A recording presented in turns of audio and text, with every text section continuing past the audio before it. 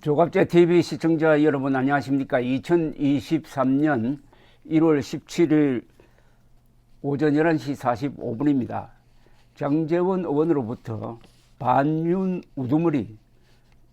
우두머리라고 매도당한 나경원 전 의원은 아마도 국민의힘 당대표 출마를 결심한 듯합니다. 그래서 그런지 말에 좀 조심성이 엿보입니다.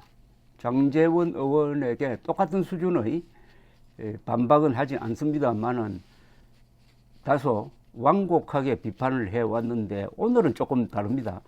페이스북에 글을 올렸는데 상당히 강하게 국민과 대통령을 이간질하는 당대표는 안 된다고 했습니다.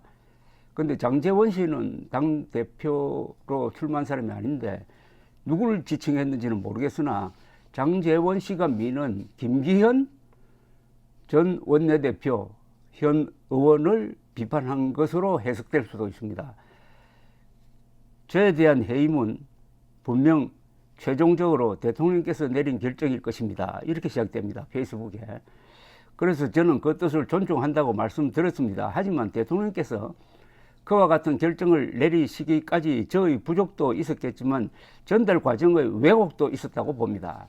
저는 그러기에 해임이 대통령의 본의가 아니라고 생각합니다. 이건 상당히 강한 표현입니다. 저는 그러기에 해임이 대통령의 본의가 아니라고 생각합니다. 중간에 이간질 시키는 사람이 있었다는 뜻 아니겠습니까? 내년 총선 승리는 온 국민이 함께 어렵게 세운 윤석열 정부의 성공을 위해서 꼭 필요합니다. 또 지금부터 1년 윤석열 정부의 순항과 성공은 내년 총선 승리에 너무도 중요한 필요 충분 조건입니다. 그러기 위해 국민과 대통령을 이간하는 당대표가 아닌 국민의 뜻을 있는 그대로 전달하고 일부 참모들의 왜곡된 보고를 시정하는 당대표가 필요합니다. 대통령을 에워싸서 눈과 귀를 가리는 여당 지도부는 결국 대통령과 대통령 지지 세력을 서로 멀어지게 할 것입니다. 이제 우리는 윤석열 정부를 지켜야 합니다. 선공후사, 선당후사의 정신으로 정치해온 나경원, 총선 승리에 도움이 되는 것이 무엇인지 다시 한번 고민하기 위해 대구 동화사로 갑니다. 대구 동화사로 갑니다. 이 글을 읽고 선공후사, 선당후사라고 그랬는데 여기 한자로 안 쓰니까 정확한 의미를 모르는 사람들이 생길 것 같아서 선공후사 할 때 공은 공적, 파브릭을 가리키고요. 후사는 사적인 것, 프라이빗을 가리킵니다. 그러니까 공적인 것을 앞세우고 사적인 것은 뒤로 물려야 한다. 이것은 동양의 공직자의 오래된 규범이죠. 그런데 요걸 약간 바꿔가지고 선당후사라고 했습니다. 여기서 당은 국민의힘입니다. 선당후사, 개인적인 것은 뒤로 미룬다. 선당후사라고 하면은 국민의힘이 먼저고 내 개인의 이익은 뒤다, 이런 표현인데 사실은 이 말에는 좀 문제가 있습니다. 선당후사하고 똑같은 구호가 북한에 있습니다. 당이 결심하면은 우리는 한다, 이렇게 되어 있습니다. 북한에서는 당이 국가 위에 있습니다. 공산체제가 다 그렇죠. 그래서 선당후사는 이게 북한식이다 하는 비판을 하는 사람들이 많은데 이준석 전 대표가 그런 비판을 한 적이 있습니다. 저는 선당후사라는 말을 당원이 있을 때는 뭐 괜찮다고 생각합니다. 그러나 이것을 다른 사람들에게 이걸 가르치는 식으로는 조금 곤란하고 그럴 때는 선공후사라고 하는 게 맞습니다. 선공후사. 대구 동화사는 글쎄요. 그래서 제가 TV를 찾아봤더니 나경원 전 의원은 천주교로 되어 있습니다.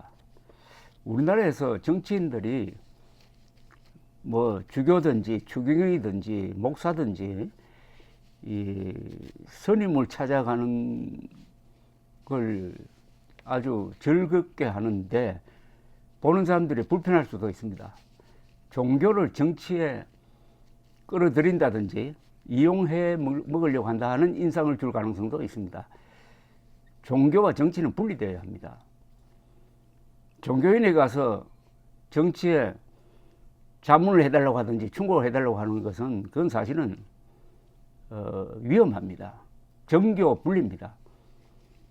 유럽에서 민주주의가 발전할 때 첫째 번 관문이 당시의 천주교와 교황이죠. 교황과 세속 권력, 즉 왕권을 어떻게 조정하느냐였습니다. 그래서 정교 분리, 이슬람에서는 정교 분리가 되지 않아 가지고 지금 이란은 종교 이슬람이